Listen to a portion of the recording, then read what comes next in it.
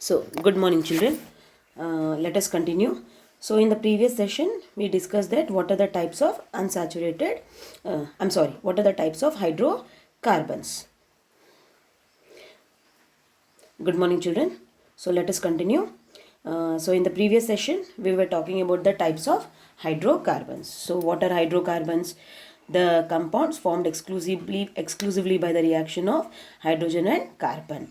So, and we also discussed what are the types of hydrocarbons. And we know that since carbon combines with many other carbon atoms, they will form long chains, and hence it becomes very difficult to remember them. So what has been done? They have been grouped and they have been named. So today we will just first let us go through how these structures of the hydrocarbons are constructed. Okay, children. So now let us begin. So now let us take up the first, if how an alkane is formed. Now what is an alkane? If you can recall, the hydrocarbons with a single bond between carbon and carbon.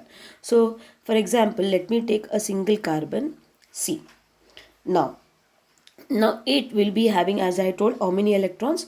4 electrons. So that means 4 electrons are there for it to share. So what happens is that the carbon is going to link with another carbon, let us assume.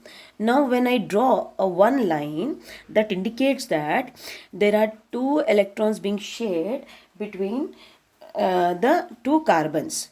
In the sense, they each electron is being contributed by one carbon. So now if I see now, one electron of both the carbons are satisfied. So that means how many more electrons are left off? Three more for each. So let me represent them also with a line, with a single line. Okay, children. So now, then, okay, these two, the electron of each of these carbon has been linked to each of the carbon.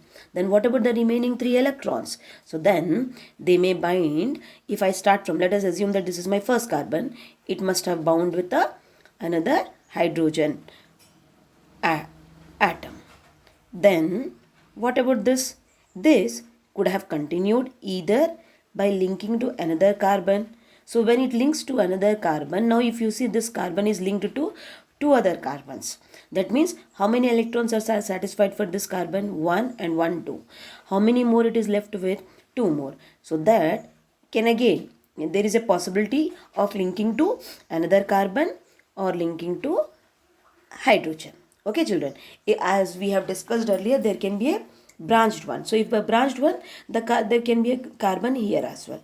Okay. So now similarly this one as well. Now this carbon, how many electrons are satisfied? 1 electron. So that means how many still more are there? 1, 2, 3. So they again, it can be with the carbon, but we will preferably talk right now with water, hydrogen, just to understand the basics. Fine.